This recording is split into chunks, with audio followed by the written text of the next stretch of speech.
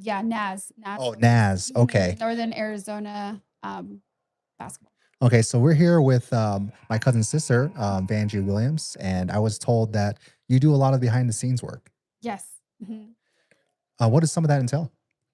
Well, so then I am the Just kind of hold it. Okay. parent president of the 15U boys basketball team. And then I just kind of help Nate wherever he needs me. For instance, like this tournament here, the fourth annual, he had asked me to help facilitate the teams, the gyms, the courts, basically the entire schedule, and just overall organize the teams in the event. And do you know how many total teams, I guess, came out for this tournament? It's about 58. Originally, we had 61. But I think after today's numbers, I think we're sitting at 58 teams. Hmm. Yeah, that's great. You just told me that you are at the other gym, the junior high gym, right now. What's Mhm. going on over there? We have the adult men scheduled over there, and we have the adult co-ed happening today. So we had them yesterday and today, and that's their designated gym. And so today is Championship Sunday. So it's double elimination bracket over there, Mhm. as opposed to over here. It's pool play all day Saturday, and then Championship Day today, bracket play. Uh huh. Yeah. And when do you plan on having the final game here tonight? Is like 6 o'clock? We choose, well, we hope to be out of the gym by like 8. So it'd be about like some games like 5, 6, 7, and then 8.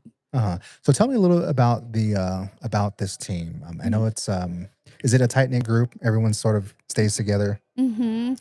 So as far as like my group, the 15U boys, last year we were the 14U and we went to Hawaii.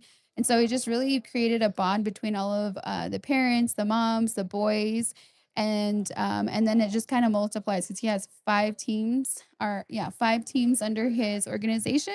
So it's just so many more parents, and so some of them I don't even know. I met them this weekend, and it's just all of kind of just feels like a relay race. We take one portion and then the next and the next, and everything's been working out really well for us and the moms out there. And this is the fourth annual. Mhm.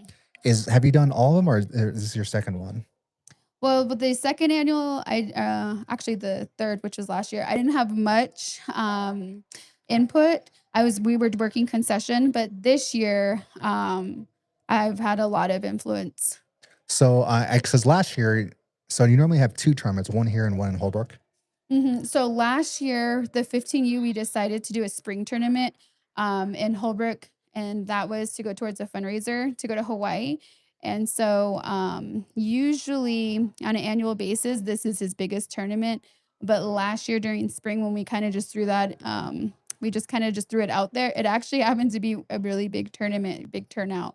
And then we just ended up doing it this year again because we're also going back to Hawaii. Uh-huh. So it became a really good fundraiser for the kids. Yeah, I did help out a little bit Mhm, last year with mhm, that. Mostly, I think it was just running the scoreboard, mhm. which I had never done before, and it Yeah. was a challenge when I first did it, but Mhm, we got through mhm. it. Yeah. I remember last year too that there was some kind of weather event that had happened. Mhm. It, They closed down yeah. I-40 like that Friday night. So luckily, like all the teams we scheduled that Friday, they were all local, like from Winslow, Windrock, I think like Penyon and Holbrook, and so they were able to kind of maneuver the res to get away from I-40. And then we didn't even know if it was going to be open Saturday morning. So we just had like a lot of pending teams, just really crossing our fingers that Friday night that the storm would alleviate and we would just open up that interstate. Uh-huh. Yeah. So yeah, we did. We had quite the thriller.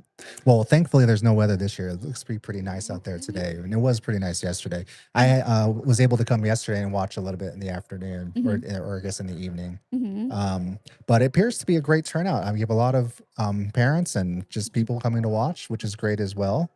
Um, do you have? I know is your son in the 15U? I have Bryson, who's in the 15U, and then Bradley, who sometimes plays 15U, but is also in the 14U. So the two boys are playing. Hmm. Hmm. That's great. And as a parent, it must be nice to watch them. Mhm. As Yeah. for me, I'm just here just to watch and Mhm. see. But Mhm. it's probably a lot better when you have actual Mhm. children playing in it. Yeah, it's pretty awesome. I mean, we literally are busy every single weekend. It's usually just designated for basketball, tournaments, travel. So yeah, it's a part of our lifestyle, and we've met like other people amongst our community. Like there's other moms like myself who are out there, and we see each other, and it really is just a community. It doesn't really it kind of comes to the point where it doesn't matter which team your child plays on because you're literally just seeing these same people in the gym like every Friday and Saturday, Sunday. Mhm. Yeah. So going back to the tournament, Mhm. how long out have you been planning this? Well, I think Nate's been planning it probably the last 6 months, and then I jumped on board the last like three, and then been getting like really in depth the last month. Uh-huh. Hmm. I see. Um, anyways, so I guess moving on from that, what are your sort of expectations for this thing closing out? Well, we just finalized our schedule for this year. So we have Hawaii scheduled. We'd like to go to the Junior Nationals in Mesa. We have a few different other tournaments in Phoenix, so the Valley. I think Vegas he has on our schedule. So it just right now we're just kind of keeping it condensed, and then of course we'll play like little res tournaments here and there. But Mhm. he's really wanting these kids to get the exposure and to go off the res and into Phoenix and other places where we have new competition. Uh-huh. Mhm. Yeah, that sounds great too. It's always good to go to places where because a lot of times you tend to see the same teams over and over again. Mhm.